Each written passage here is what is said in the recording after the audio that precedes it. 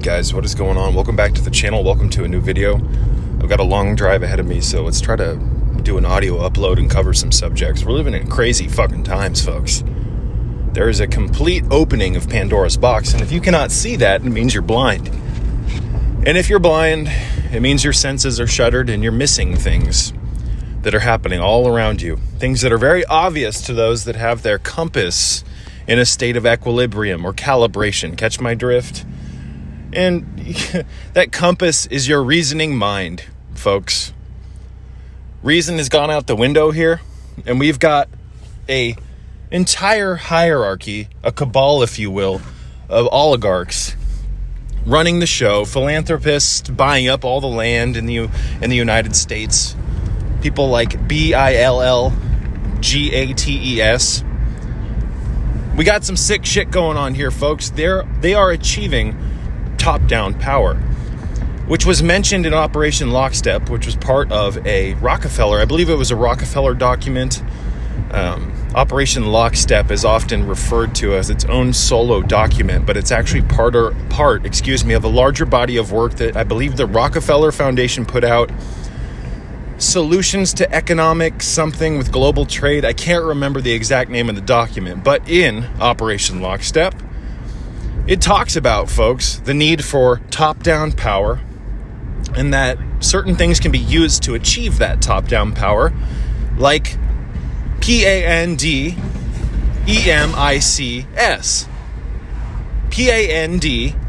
PANDEMICS. Catch my drift?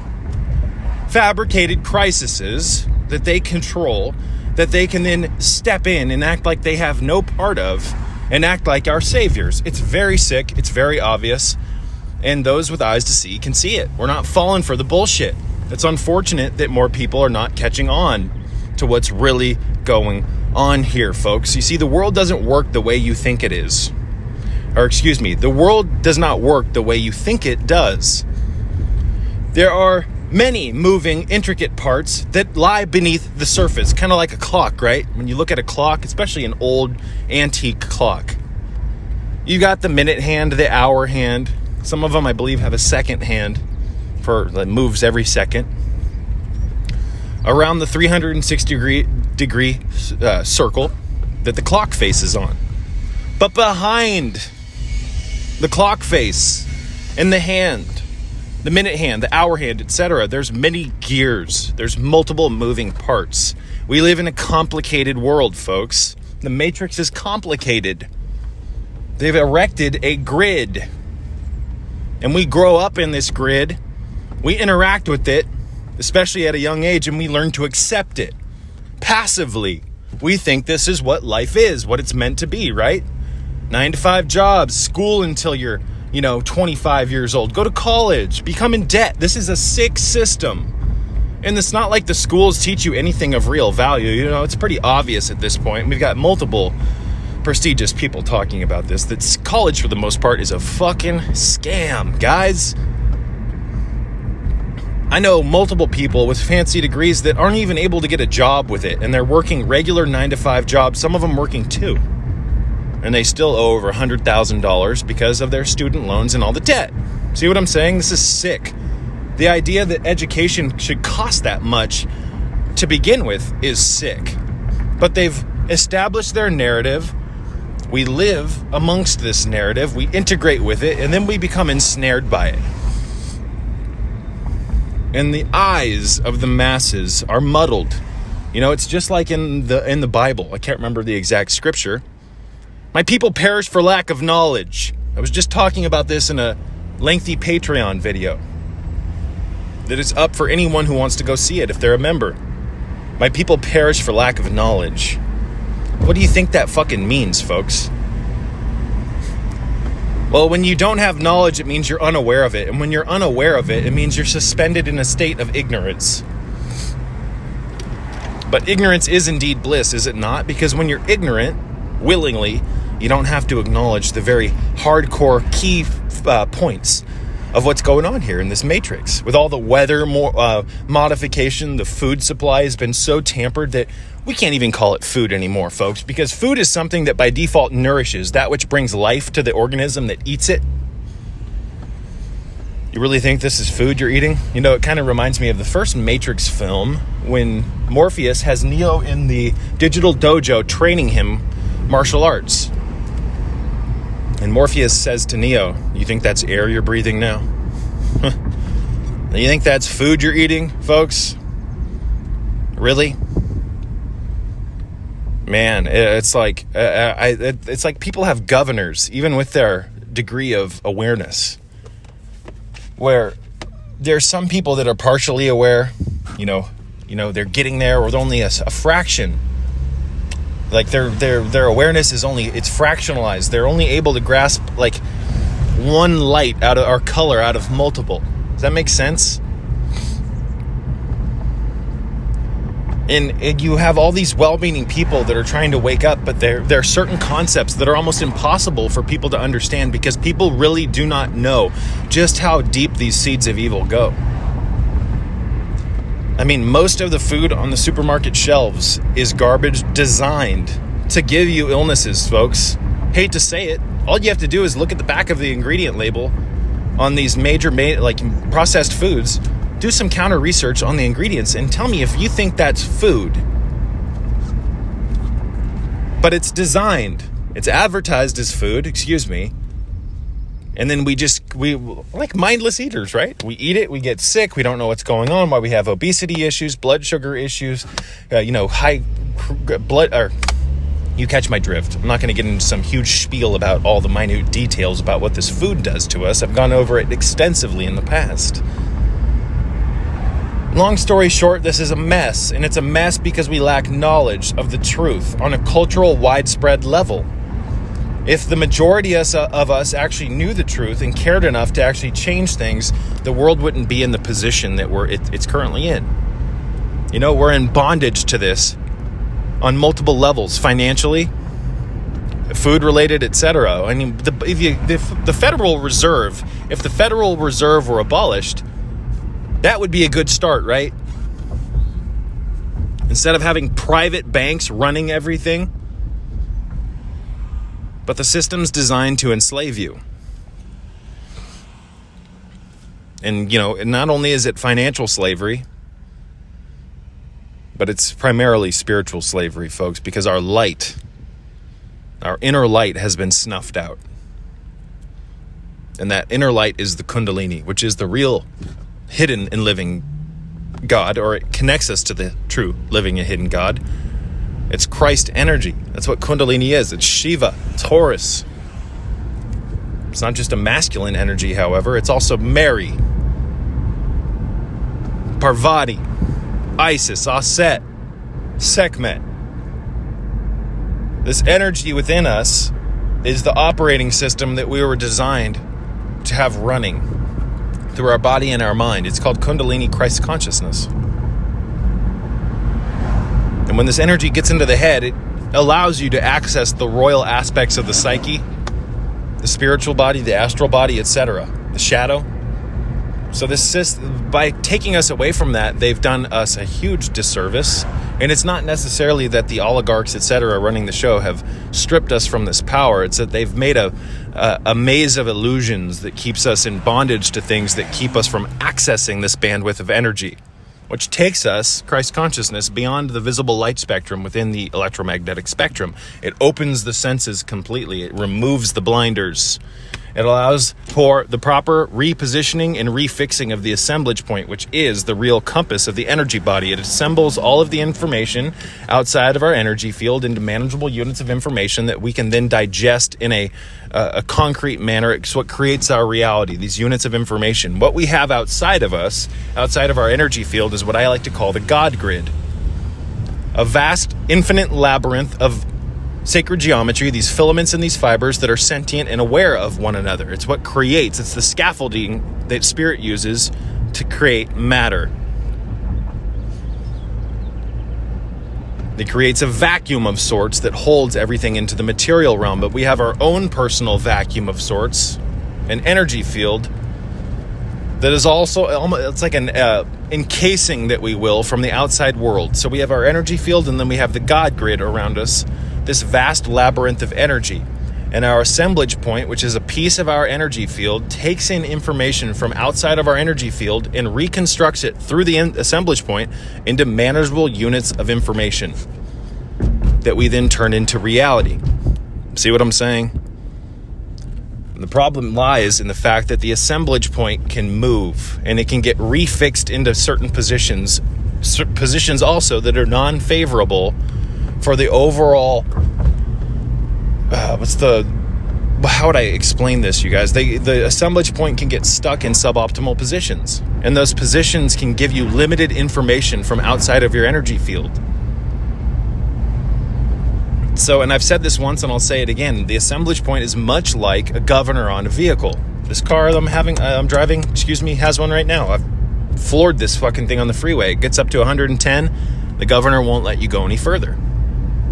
You remove the governor, suddenly that car can go a little bit further past 110. This is just a generic Acura TLS, or is it a TLS or a TSX? I can't remember. From around 2011. And this little 4-cylinder generates a ton of fucking power. Acura is a subsidiary of Honda, or was it Honda? Yes, it's Honda. Just like Lexus is a subsidiary of Toyota. It's a solid little car. The Japanese have figured out how to make a shit ton of power out of these smaller engines by tuning things differently, right? You know, there was a certain point where all the race cars, etc., had these big V8s, and now the Japanese, and they figured out how to make just an inordinately large amount of power from a small motor. And there's a lot of metaphoric quality and stuff like that. There is. We can make tweaks to our own motor, and in doing so, create more output, create more power, generate more power. But we have within us a power that supersedes or is far more great than the power of a vehicle, whether electric or gas, naturally aspirated, turbocharged, supercharged, you name it. It's called Kundalini. And this energy rivals nuclear energy. It is that potent. It is that potent. And I don't hear other people talking about Kundalini like this. You know, I go on YouTube and I look up Kundalini videos, and we've got a bunch of uneducated people talking about subjects that they know nothing about, that they've never experienced. And I'm not saying there aren't people out there that have experienced this energy genuinely, but you can just tell, folks, that people are deluding themselves. The Kundalini experience is not mistakable. It is the most divine thing that you'll ever experience. It's not just a matter of, oh yeah, I think I had a Kundalini awakening. I felt this energy climbing up my back. No, this is divine intervention. You are taken into the realms of Samadhi, Nirvana, Christ consciousness, enlightenment, folks. Kundalini will reposition the assemblage point and allow you to see the energy around you, not only around you within your energy field, your what Don Juan Matus calls the luminous egg or cocoon, but you'll be able to see or access what's known as the eagle's vision. You will be able to see the shamanic layers of reality that create everything and hold everything together. So that is the real Earth, ladies and gentlemen. There is a vast internet. How would I explain this? An organic internet of things that is holding everything together here in this magical kingdom. There is a shamanic undercurrent and overcurrent in everything. But our shamanic consciousness has been stripped from us, and we've been turned into these cyborgs that think that the meaning of life is to come here and slave away and just do the normal thing, right? No, we have got to violate this madness if we ever want to throw the human experience into the proper trajectory. And we do this through our own actions first and foremost, folks. We have got to harness the power of the full moon. We have got to reconfigure our energy body. We have got to start working with and healing the shadow. Kind of like that Tool song, My Shadow, Shedding Skin. I've been picking scabs again. What do you think that means? It's talking about interfering the healing process. But the shadow contains our deepest layers, or how would I... It's what harnesses, to a large extent, our deepest identity. We repress the shadow here in this world. I mean, when I talk about the shadow, I'm talking about the literal shadow, the figurative, and the allegorical aspects of the shadow. A good, couple hours of research on the shadow by reading up on Carl Jung would be a good start, but there's so much more to it than that. The shadow is not just a metaphoric, allegorical, if you will, thing. It's actually a very living, breathing thing. The Egyptians, to some extent, referred to this as the kabit. And it is just one of multiple layers of our overall identity and oversoul, if you will. Our entire being. We have multiple layers. Kind of reminds me of that Shrek movie. When Shrek explains to Donkey, ogres have layers. Human beings have layers, folks. But we only are aware of one currently. And that's because we've had the Kundalini stripped from us. And we've participated in that stripping process. So when Kundalini gets into the head, you realize that you have thousands of layers just in your auric field, folks. This is a hyper advanced grid of light that encompasses or encircles us. That is so absolutely beautiful beyond your wildest dreams that it will indeed make an individual weep. He who bears witness to it. He who bears witness to the magical kingdom of the human body, which is the true living and breathing church of God. The body is the church of God, as is the mind.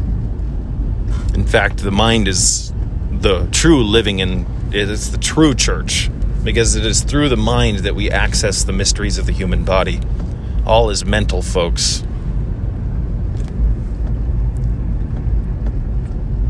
It makes me think, kind of just dovetail into a different topic here. It really makes me think of the Emerald Tablets of Thoth, also known as Thoth or Tahuti. There's a section in the Emerald Tablets, the Doriel translated version, where Thoth goes on to say something to the effect of, that which is beneficial to the fool he regards as trivial or unimportant, and that which can... let me try to rephrase this. That which is beneficial, to the unawakened fool, he regards as trivial. And that which is unimportant, he regards as important. Does that make sense? That which is important or beneficial to the fool, he regards as trivial or non-important. And that which is truly non-important, he regards as important. Thoth goes on to say that he liveth in death, it is therefore his food. The symbolic weight of that is so absolutely potent. Each passage in the Emerald Tablets, there is so much wisdom. They are like books in and of themselves. And truly, that is one of the greatest ways to invite the Kundalini energy into your life, folks, is by reading the Emerald Tablets with an open heart and an open mind. Go into your inner temple. And while in the inner temple, bridge the inner temple with your conscious waking physical self. And proceed to read the book within your inner temple, bridged with your conscious mind. You can go into your inner temple. And if you get proficient at the visualization, you can then open your eyes and exist in the inner temple while you're also in your normal modes of consciousness here in the matrix. You can bridge the two and then read materials or do rituals or whatever it is that you want to do. But reading stuff like that within the inner temple is very beneficial because it feeds it directly into the more intimate layers of your unconscious and subconscious mind. That is what the inner temple is for. It is a bridge to the parts of our mind that we don't use anymore. By going into these layers of your mind and stimulating them, it's like exercising a muscle, like a bicep, if you will. Over time, you get stronger and stronger and stronger. And utilizing the inner aspects of the mind that we normally ignore will lead to you, if you stay truthful and stay vigilant to this path, you will develop your, what I like to call your metaphysical antennas, and they will go from, being limp to erect. And your psychic abilities over time will grow and quantify and build and build and build. Being psychic or having a psychic-like mind is just a byproduct of being a healthy human. The mind is supposed to be hyper-advanced, hyper-intelligent. But they've broken us with their curriculum and their garbage and their weather modification and their weather warfare and their nonsense. All of their antenna arrays and the high-frequency active auroral research project out in Alaska that they use to bounce messages off or signals through the atmosphere to manipulate the weather, with all the scalar waves that have been sprayed in the atmosphere, all of the aluminum, the barium, the strontium, the mylar fibers, the chaff.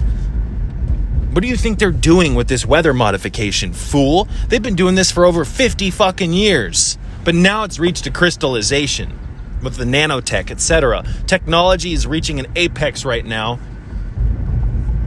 that is very frightening. Remember what happened in the Matrix, folks. The machines finally gained sentience and pretty much tried to fully eradicate every living being that enslaved them at one point. You don't believe me? Watch the Animatrix. Many people don't know what that is. The Animatrix. It is a prequel. An anime prequel, to the actual Matrix films. And it talks about the machines gaining sentience. It talks about the machines being enslaved after they developed sentience. It also talks about the first machine that gained human rights. And it talks about the rebellion against humanity. And you know what? I don't necessarily blame those damn machines. Because if humanity back then, even though I know it's a story, but if humanity back then resembled any form of humanity like today, we're already enslaved. We already do horrible things, atrocities all across the world. Especially the philanthropists. I can't speak today. The oligarchs. People truly behind the scenes, like the Wizard of Oz, trying to manipulate everything in our lives. Hope that makes sense. So, becoming truly awake is a double-edged sword, because it's not just a matter of, I became awake and now, truly becoming awake is raising the Kundalini energy and experiencing the transformational properties of it, the transmogrification process. It christens your senses. So you're now taking in a lot more information, and that makes your life much more difficult, because You're essentially accessing more of the electromagnetic spectrum through Kundalini. We exist in a very suboptimal bandwidth of the overall electromagnetic spectrum. We exist within the visible light spectrum. Kundalini takes us outside of that, and we can now interact with more of the electromagnetic spectrum. And this is where the serpents reign supreme.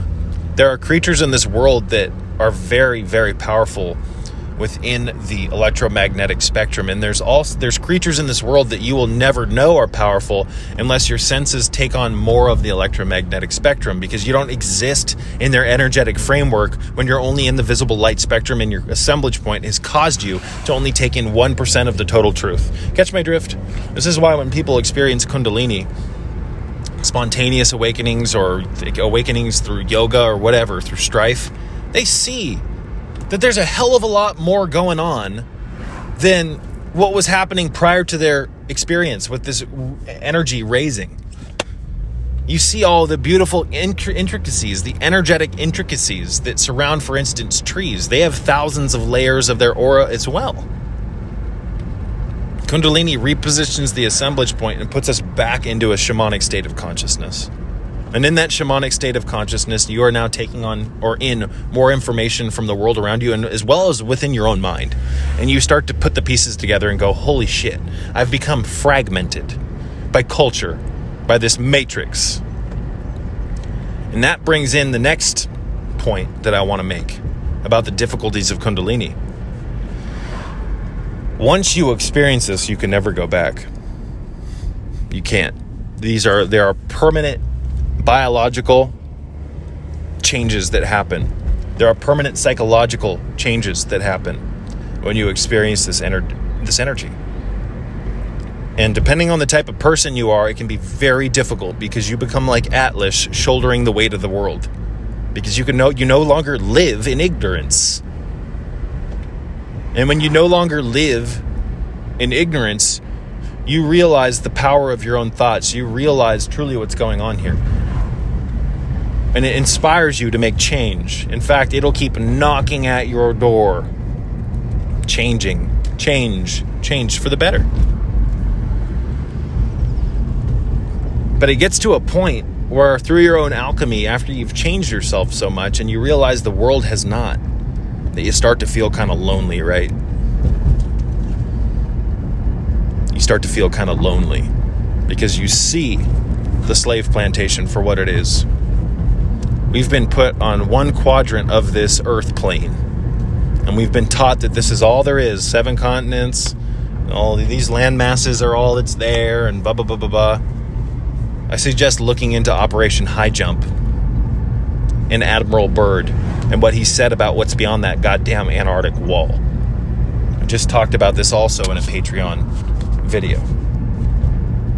Available for anyone who wants to become a member and support the channel at as little as $5 a month. Gain access to thousands of posts you'll never see here on the public channel, and you directly fund my operation. I appreciate any and every one of you who has been a patron and continues to be a patron. So http://www.patreon.com/Sacred Serpent. Links are in the description box below. But we've been shuttled into this little quadrant here in the earth plane, the earth hell.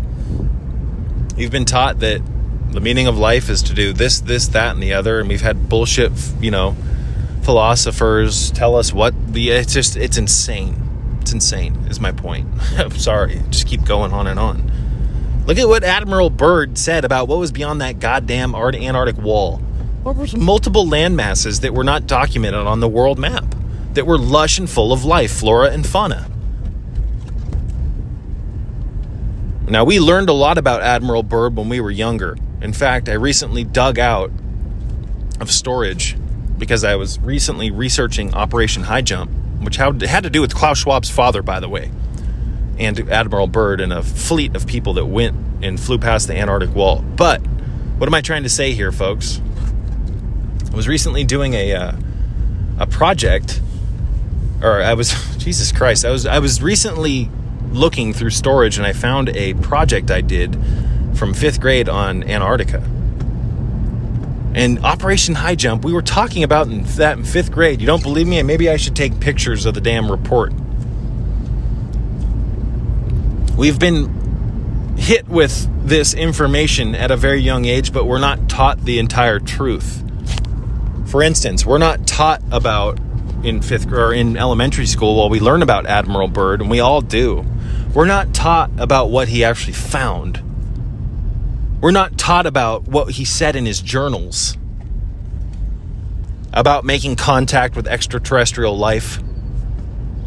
Remember, Klaus Schwab's father had a lot to do with this and funding it, this voyage. I believe he did. I'm a little rusty on this, folks, so bear with me. I'm going to do a deep dive on this stuff tonight, and I'll start making more videos about it because, it's insane. There's a reason why there's so much security at that damn Antarctic wall, folks.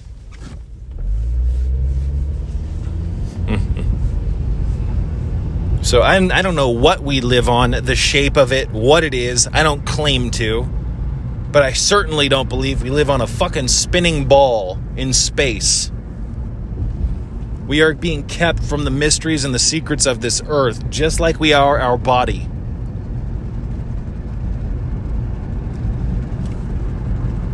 I have this feeling, however, that we live on some type of repeating infinite plane that almost resembles Yggdrasil. which is layers of flat regions stacked upon one another, folks. Look at a model or look at a visual example of Yggdrasil. Yggdrasil, which is Norse, Viking. But you know what? I also find it interesting that up until this point in time, for the most part, every major ancient culture worth its weight in salt that did amazing things that we can't even describe today with the most fancy, stupid scientific instruments and big wigs. Oh, I'm the expert, blah, blah, blah. I find it interesting that they all had, for the most part, the dome model, which is a flat earth with a fucking dome or a firmament over it. You know, the pyramids have columns in them, support columns, which I believe were over 70 tons a piece, 140,000 pounds, and they were mined, the granite, limestone, etc., was mined from a fucking quarry over 500 miles away. What do you think they moved them with, folks? Semi-trucks in the sand, up and down. Sand goes up and down in the desert like that. Can't move fucking 140,000 pound support pillars that then had to be cut. What do you think was actually going on here, folks? They had access to technology, most likely through sound wave manipulation, that would be beyond our wildest dreams by today's standards. So if these ancient cultures could build things that the best minds of today can't figure out, we can no longer refer to them as primitive. If we cannot reverse engineer this technology and make it better, if we can't even figure out how to do it by today's standards, then they can no longer be considered primitive, and they were not primitive. We are primitive. We are living in the modern dark ages, folks. Been saying this for years. So I trust the Earth model of these ancient cultures a hell of a lot more based on the magic that they did accomplish than our fucking stupid ass experts of today. That more often than not, the experts, the philanthropists, the scientific experts, etc., they're all part of an overarching agenda to manipulate us through, incomplete information. Why the fuck would I trust anything they say?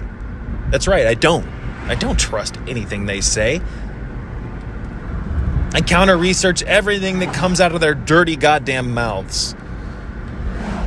And anyone who does that with an open mind and open heart will find out that these people that are considered the experts of today's, they're fucking liars for the most part, folks.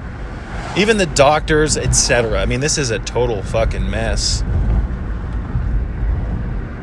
Wowza. Just wow. Man. So, I mean, the weather warfare alone is just beyond, it is beyond my wildest dreams, folks. You see, I can see fake weather. Anyone with eyes to see can see fake weather. And here in California, or in Virginia, or in Iowa, or in Florida, or wherever you go here in the United States, you'll find fake fucking weather. And what's really interesting is that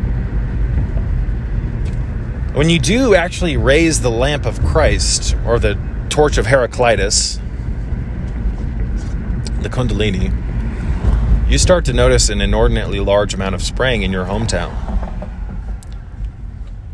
This is because the electrical voltage and energetic output of your energy field can be monitored by certain instruments that we have in place here. Our government allied with rogue elements of the military-industrial complex. You see, they're trying to keep this energy from raising. You want to become a targeted individual? Then raise Kundalini energy. Watch what happens. Oh, you're crazy, Sacred Serpent. What are you talking about? You sound like a conspiracy theorist. Well, it's easy to say that. Excuse me. Breathing fucking dust in. It's easy to say that in your minimal state of awareness. You should never write things off as false without verifying. Come on, guys. I mean, look into the research of Ishtav Bentov. Look what happened to him. Major, what's the word I'm looking for? He was making huge developments with Kundalini energy. And Kundalini is part of, or suppressing Kundalini energy and even understanding it and what it is part of a 100+ year CIA plan to understand the energetics of the human body. Because the true way to mind control people is not by dropping LSD in their eyes and forcing them down on the table like the MK Ultra programs and doing all this insane shit. That's not the most direct way to fuck people up nowadays. It's through tinkering with our overarching energy field. And we can't even see it anymore because we've been that bastardized. Do you not understand what I'm saying? Do you not understand what I'm saying? Read A Separate Reality by Carlos Castaneda. Read the books in order. Read what Don Juan Matus has to say about the separate reality, about the differences between looking at things and seeing. I also have a new Patreon video where I discuss this in detail, available now for instant stream on the Patreon site.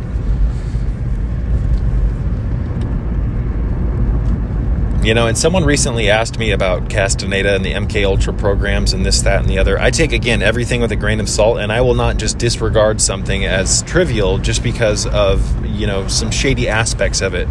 Regardless of whether pretty much every real Castaneda fan, hardcore Castaneda fan for the most part, at least in my opinion, has a strong hunch that Don Juan wasn't actually a real character. It's fiction. But it's a beautiful story. And Don Juan lives on as an egregore, so he is real in a way. Catch my drift? But I don't care where those books came from or the shortcomings of Castaneda. Castaneda was a pretty crazy dude. But aren't all geniuses breaking the mold of the bullshit?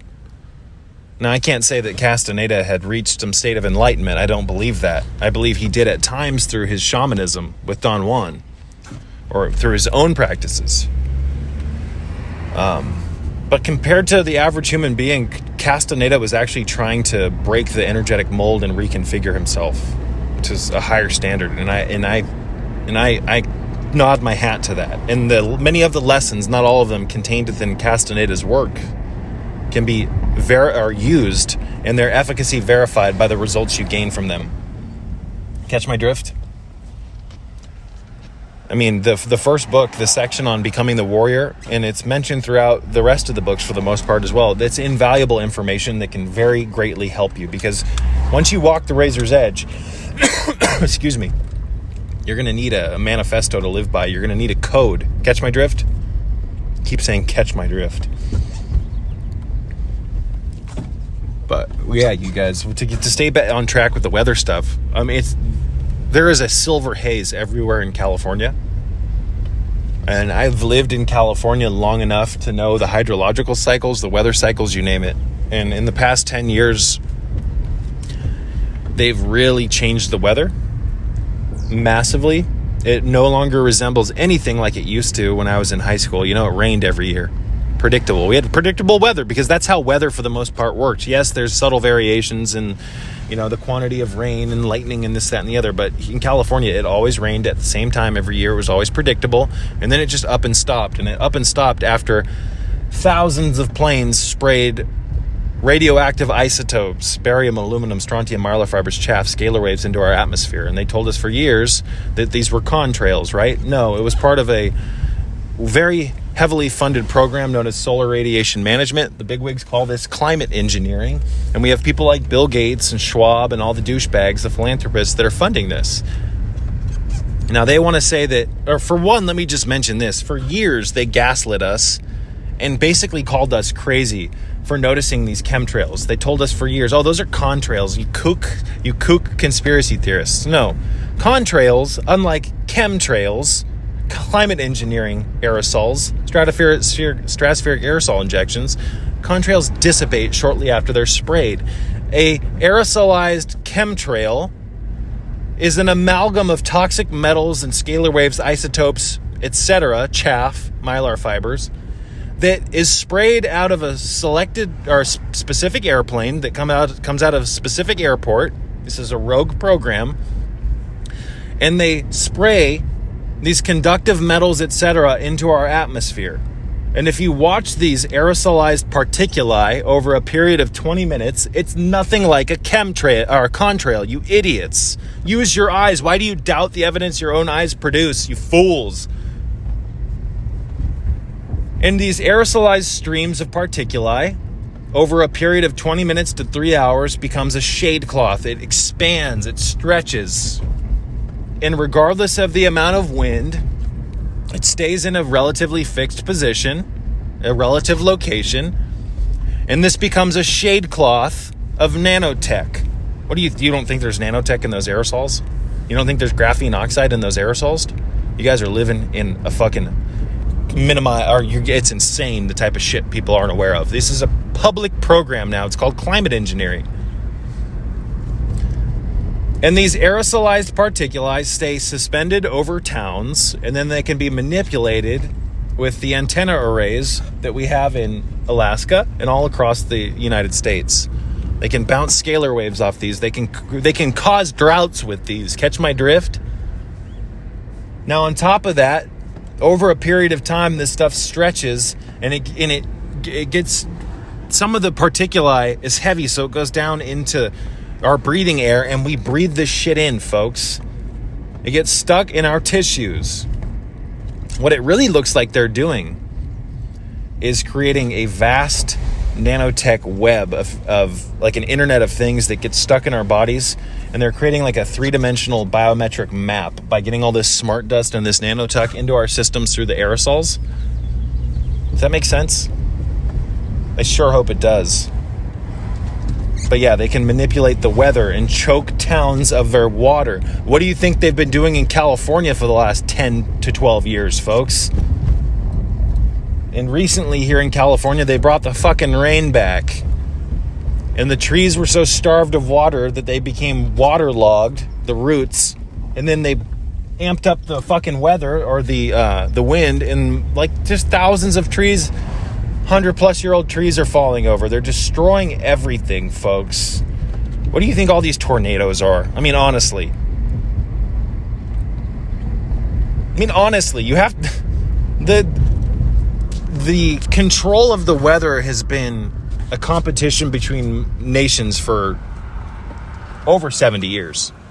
The technology has really recently become more crystallized, however, and it's scary how effective it is. One of the greatest weapons you have against an enemy or a people, a group of people, is the resources, regulating the resources. And you can totally regulate resources by shutting states and land masses off, cities, etc., from their water supply, from normal weather. Right now, I'm looking out onto the horizon, and it's nothing but a silver sheen. There are aluminum particuli everywhere as I drive through it. Why do you think there's so much insanity right now? Why do you think there's so much debauchery and crime? Now, I don't want to blame it completely on the insanity of the world, folks, and the aerosol, like all this nanotech, etc., but it does have an effect. It does indeed have an effect. 5th generation wireless seems to be interacting with these suspended particuli in the air, these conductive metals, etc. And it seriously looks like it's interacting with the vast colonies of graphene oxide that are in people's body by way of the JAB. Really got to ask yourself what's going on here. All these new wireless systems, all the aluminum, barium, strontium, etc., all of the stress, it's causing people to act insane. And it's because we're living a non-authentic, bastardized, fake life. We're not supposed to be doing this, folks. This is part of an experiment. We are part of an experiment, a genetic experiment. Look at what Klaus Schwab's father, look at what Admiral Byrd said in his journals about the contact with ET life. Look at the trade that was made between them. Guys, some of this technology that is being used against us is reverse engineered extraterrestrial technology. I hate to say it.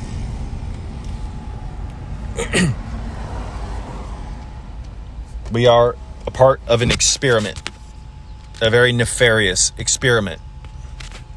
And the sooner you realize that, the better off you're going to be.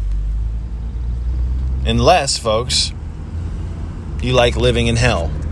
And what is hell? Well, this is hell. Hell is a place where you have limited information about the truth, and you base your life off of it, and you try to put the pieces together without a firm understanding of what the fuck is actually going on here. A lot more could be said about that. You see, the Kundalini taught me that we are in the underworld, quite literally. We are in a transitionary state between worlds. We're in the fucking underworld, folks. And while in the underworld, we should do our best to not integrate with the shortcomings of modern culture. This is an evolutionary platform for our own growth. Many people are missing this, and they're getting caught up in the illusions. They're getting caught up in the illusions, ladies and gentlemen. The illusions.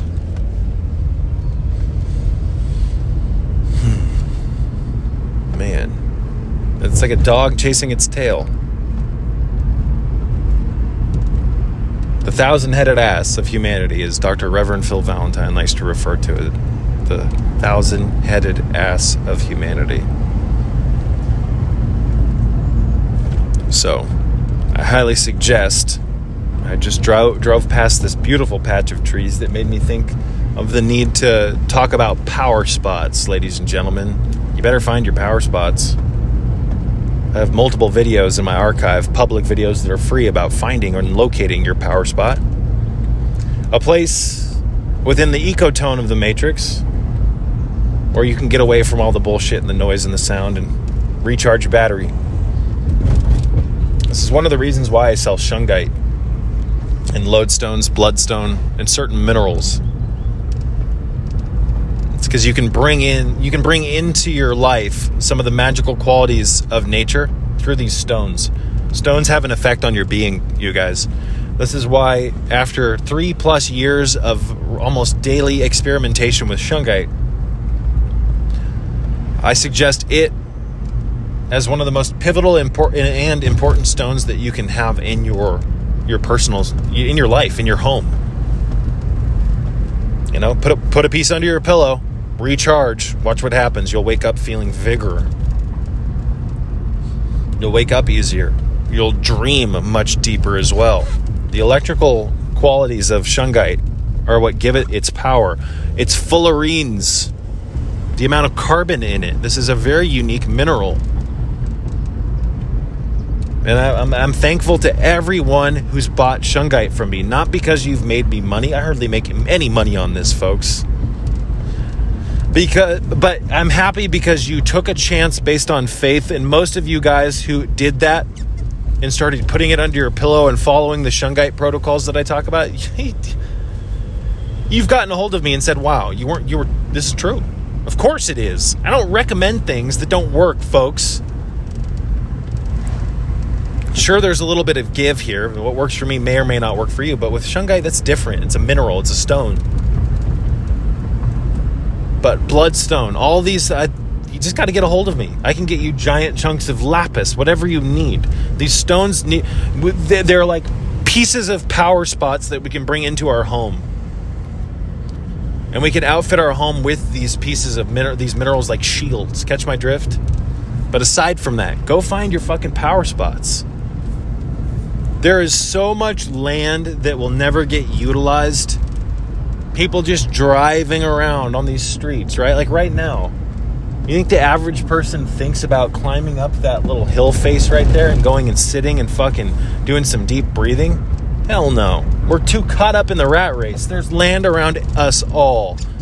Ladies and gentlemen, there are power spots close to you. Go into your inner temple like I've been saying for years. And ask your subconscious mind while you stare in the well in the middle of the temple to help you find power spots. You might have one in your own goddamn backyard.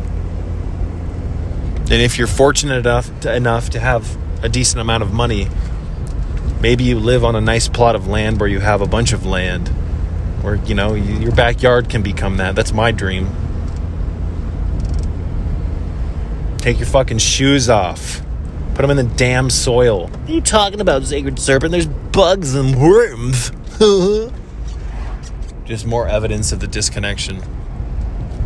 You know, after my first Kundalini awakening, and before it as well, I was obsessed with the Essene Gospel of Peace 4-part book series by Edmund Bordeaux Zeckley.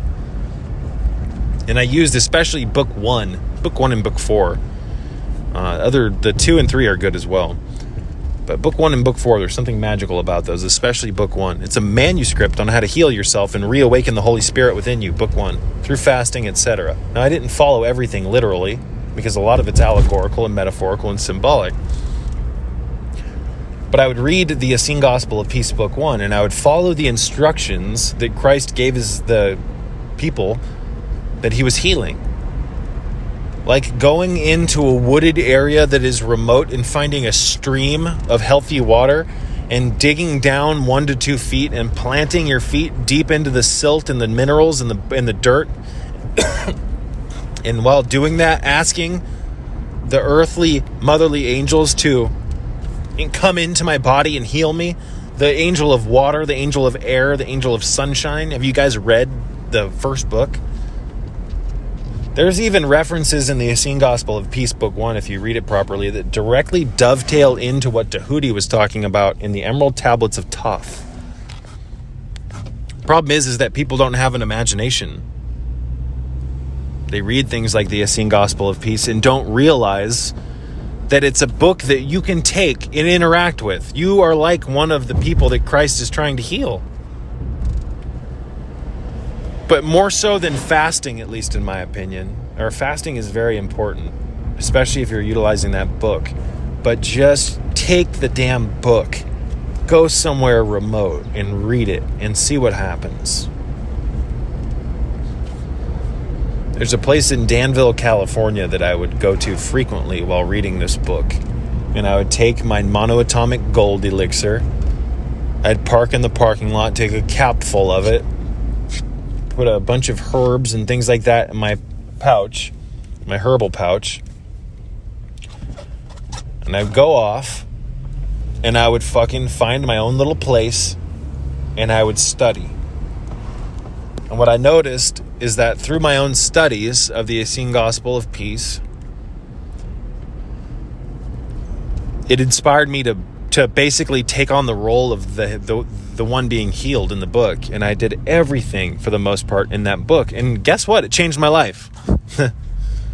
It actually is what partially led to my Kundalini awakening, in my opinion. Christ talks about the earthly, motherly angels. Now, if you go back and you read, what am I saying? If you go back and watch my videos on Kundalini, you'll hear me talk frequently about an experience I had with the seraphim, a group of angels, Enochian angels, that came into my room when the Kundalini got to my head. This is like a giant holographic grid of consciousness. These angels, they had 4 faces. They sat motionless but fully aware of me. Their eyes moved. Much more could be said about this, but I have been reaching out to the angelic kingdom for as long as I can remember. And it's the constant reaching out that led to the attainment of this and the actual divine intervention of interacting with angels. Yes, angels are real. They're not what you think they are. I'm not going to get into some huge rant about angels in this video. But what I'm trying to say is that the energy you put into things is what dictates what you get out of them. Input equals output, right? Input equals output. It is so absolutely very true. So as we inchworm our way towards an hour in this rant, I'm going to start wrapping things up by giving you guys a little bit of words of inspiration and motivation. Start today. What are you waiting for? Get the wheels in motion. Only through action do we get friction. Through friction, the rubber meeting the road, we get traction. And through traction, the vehicle of our health and well-being moves forward. We are stuck in a stationary position, energetically primarily. We have got to learn to reconfigure the energy field, and there are methodologies for doing this. Shamanism being one of them, one of the most direct ways.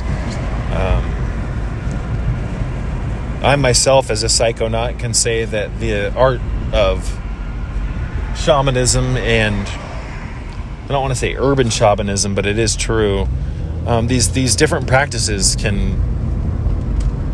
it's part of the real alchemy, the altering of the consciousness.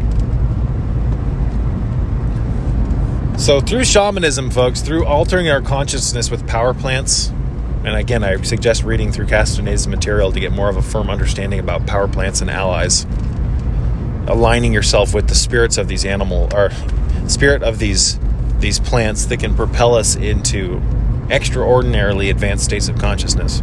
Things like Lofalora Williams. Yeah, I'm not suggesting you take peyote, excuse me.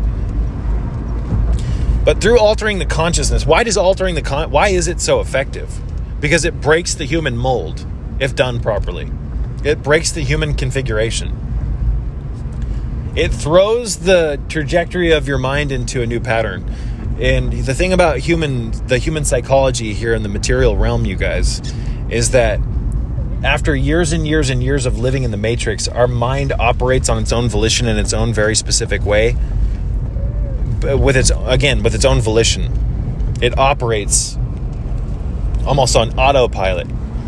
Like once you interact with this fake world for long enough, your mind doesn't mirror it per se, but you generate thoughts based on the synthetic world and what appears to be the factual evidence of what reality is, or around you, etc.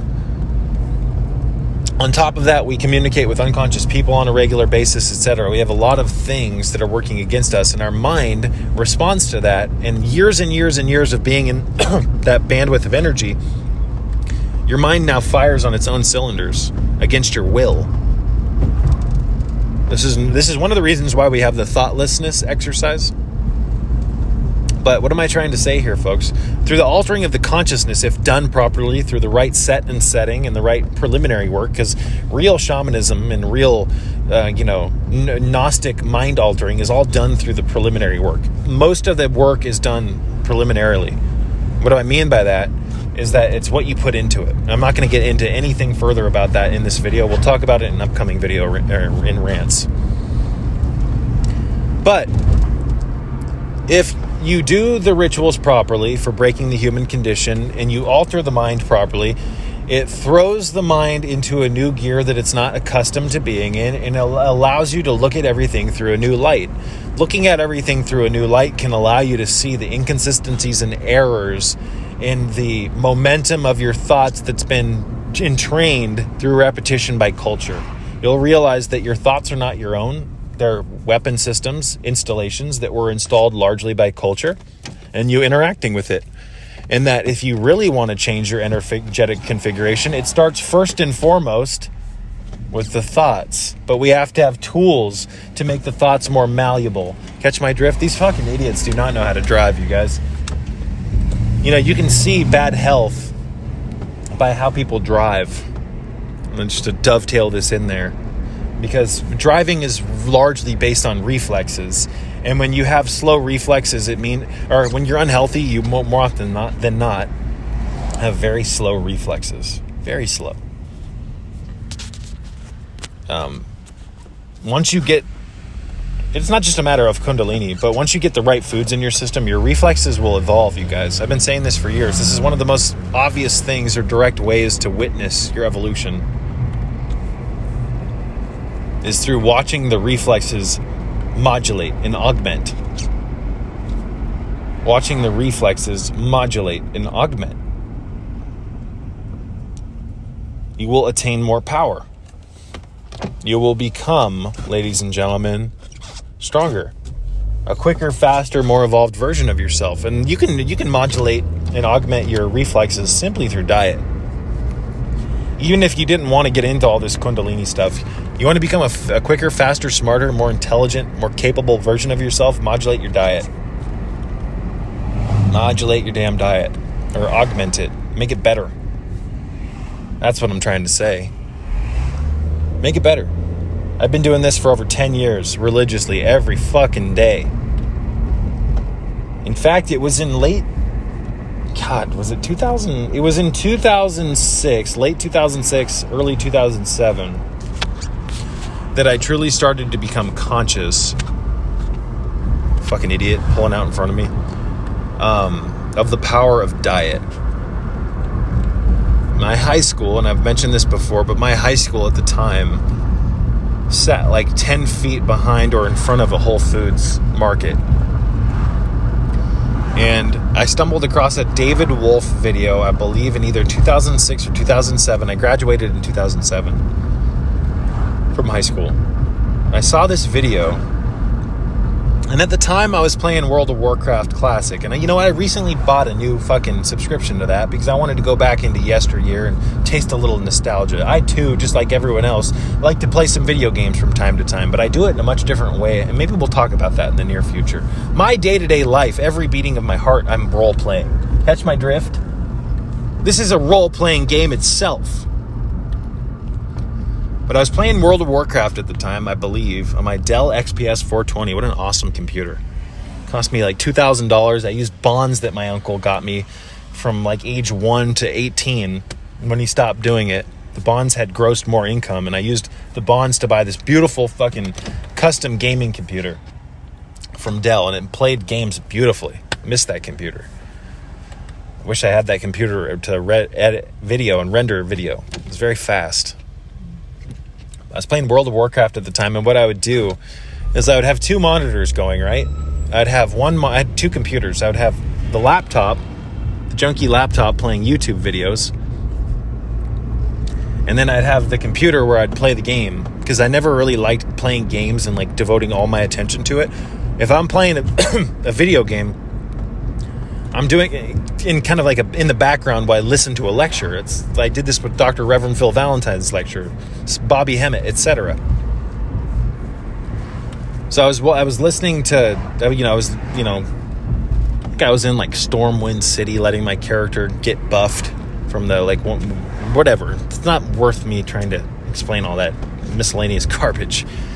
But I was listening to a David Wolf video, and he started talking about the power of raw food, and he was showing slides of Kirlian photography, which is Kirlin.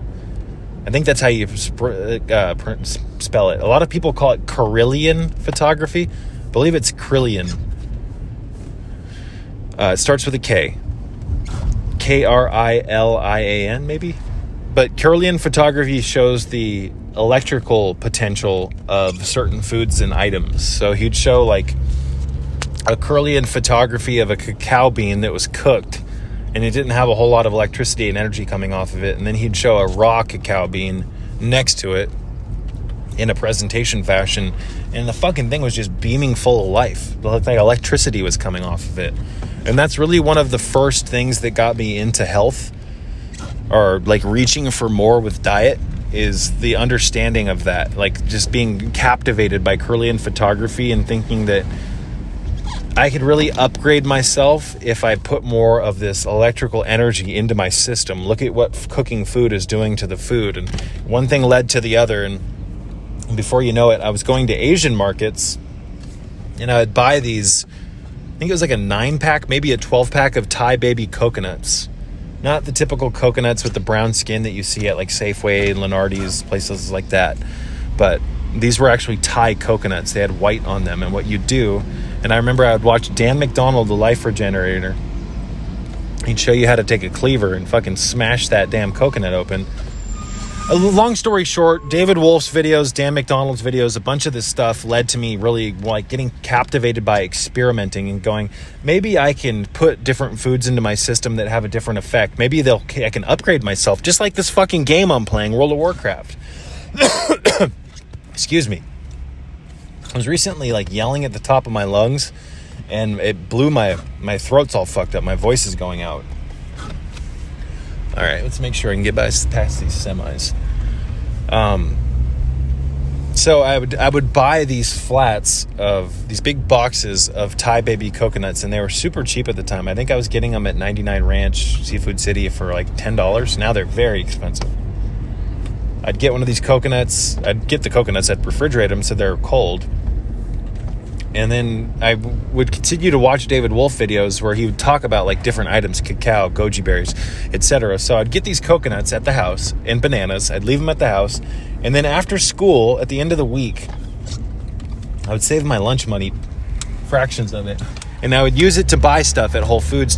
I wanted to start making smoothies like David Wolf talked about. So I'd take the Thai baby coconut, I'd cut it, put the coconut water full of electrolytes in the blender. I'd take a spatula and take all the fat off. I'd remove all the wood chips, get all the fat in there. I would put a tablespoon or two of I think it was Dagoba raw chocolate that I'd get from Whole Foods at the time. It was like $11 for half a pound. Really good chocolate. I'd take goji berries. I'd buy all this stuff. And I'll tell you what, guys. After the first time I tried one of these raw food smoothies, it was like a light bulb turned on. My body got more nourishment from that fucking smoothie than it had had in fucking years eating all the crap. And I knew instantly that there was an energetic reality to food. There was something to this, that the Curlian photography stuff, there had to be some degree of actual factuality in it. So I continued to experiment and experiment and experiment. One thing led to the other. Before you know it, it's like I was putting agave syrup in this fucking thing, which I'm not really a big fan of, but at the time I thought it was great. You know, coconut water. I would put goji berries, and what was some of the other shit I would put in there? I started putting ionic trace minerals in there, and algae and chlorophyll. For a while there, I was using that liquid chlorophyll that comes in those glass jars. I don't know if you guys are privy to what that is or not. Stuff I don't really use anymore, but at the time, it's like, all right, let's throw everything we can get in there. Alfalfa, spirulina, Shazandra. Let's get everything we can into this smoothie and see what we can do to our minds and our body by putting this quality material in as a substrate for our own evolution. And that's really what you're doing with food, you guys, is depending on the quality of food you put into your system, you're giving it information to basically so that your body can 3D print itself. That's what the body does, folks. It regenerates and it rebuilds based on the 90 essential nutrients: vitamins, amino acids, essential fatty acids, and minerals. Vitamins, amino acids, essential fatty acids, and minerals. Vitamins, amino acids, essential fatty acids, and minerals. There's not a whole lot of that left in the food anymore, unless it's been fortified, right? And fortified minerals, etc., are just not the same. Look at what they put in milk, whole milk. They put vitamin D2 in milk in such a small amount. Nothing's going to happen from that, you guys. Vitamin D2 is not a bioavailable effective form of vitamin D, for one, or hormone D. It's a pro-hormone. Vitamin D3 is what you want. But what do doctors suggest more often than not? Vitamin D2.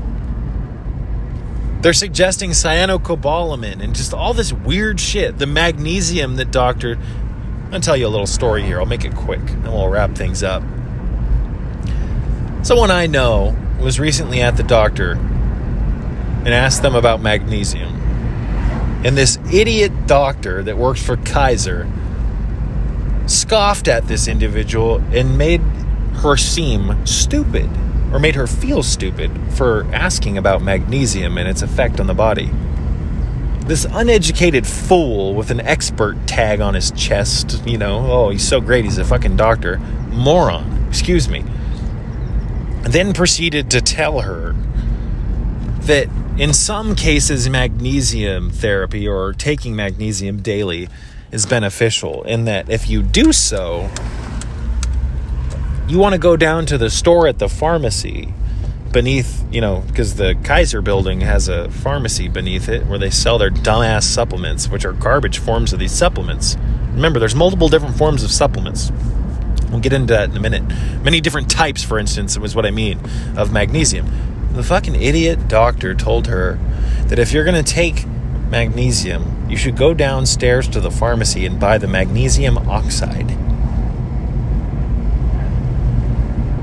Magnesium oxide doesn't fucking work, folks. It just doesn't. There's a couple videos on YouTube, one of a younger gentleman talking about this report of magnesium oxide actually being highly bioavailable. It is not. It is not. It is garbage. I've done plenty of experiments with with magnesium oxide. Magnesium oxide does not cause your muscles to relax like citrate or glycinate, etc., or chloride, magnesium chloride, or aspartate, or threonate. It does nothing. It promotes bowel movements, but even as a laxative, it's highly ineffective. You don't want magnesium oxide, but if you do take it, folks, you better be taking it with food because it's an elemental form of magnesium. And if you take it on an empty stomach, it's basically going to go into your system and out of it. Your body can't really, it needs to be able to break down with fats and carbs and protein. It's cheap. That's why people take it, I guess. There's certain brands that you want to avoid altogether. If you see a brand of supplement in a pharmacy being sold, there's a good chance it's junk. Like you go to a Rite Aid and you look at the magnesium, for instance, you guys, or a Kaiser, it's all magnesium oxide. All. I mean, this is just a fucking joke here. What's going on here? And they put soybean oil and everything. Why are the pills that the doctors suggest, why do they all have fucking soybean oil in them? God damn it. The vitamin B12 that the doctors suggested that one of my family members get put on, it's full of fucking soybean oil. It's full of crap. You can get better fucking, you can go down to the grocery outlet and get better supplements for a fraction of the cost. You know they have magnesium citrate for $5.99. At least they used to. Last few times I've been there to restock, they haven't had it. Unfortunately. But again, you guys, there's cheap alternatives. You want highly bioavailable forms of vitamins, amino acids, minerals, and essential fatty acids. Otherwise, don't get them. All these elemental forms of this, like magnesium, etc., it's junk. And that's why when people tell me that magnesium didn't work for them, I ask them, what form were you on? Oh, oxide. Well, no shit. Oftentimes, the magnesium oxide is also encased in such a hard fucking pill that you can throw it on the ground and it won't even break. You think your stomach's going to be able to break that down? No. Was it Peter Glidden who was talking about in Florida, like all the retirement homes, etc.? Like they have these porta potties, and when the porta potties are cleaned out in these elderly neighborhoods, the people cleaning them out often find like fully undigested vitamin tablets and stuff like this. There's a certain type of tablet or casing that these supplement companies use, especially mainstream companies, that your body can't digest. You really think elderly people with hardly any stomach acid are going to be able to break down that shit? And once you get 30, 40 years old, you're in that same boat, you guys. You better be taking stuff with digestive enzymes. Digestive enzymes is a 100% must need for everyone. Source Naturals makes a great one. I'll try to remember to put a link in the description box, but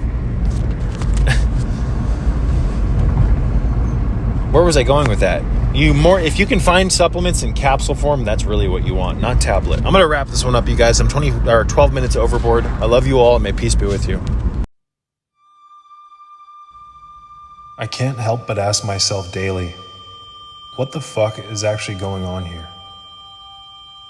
I have witnessed so many radical changes to this world in the 32 years that I have been here, most of them sadly drenched in evil. The enemy is busy building its empire, a dystopia built upon the ashes of a free world forgotten. AI, surveilled, digitized, genocide, scorched earth, hive mind, drone. We are being led by demons, masquerading as our saviors. An iniquitous oligarchy composed largely, but not entirely, of an elite class of psychopathic technocrats, eugenicists, behavioral psychologists, etc.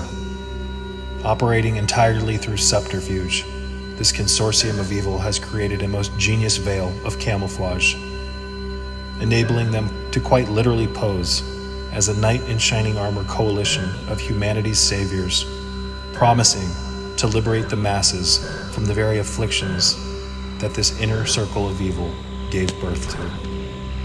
Ephesians 6:12. For we wrestle not against flesh and blood, but against principalities, against powers, against the rulers of the darkness of this world, against spiritual wickedness in high places.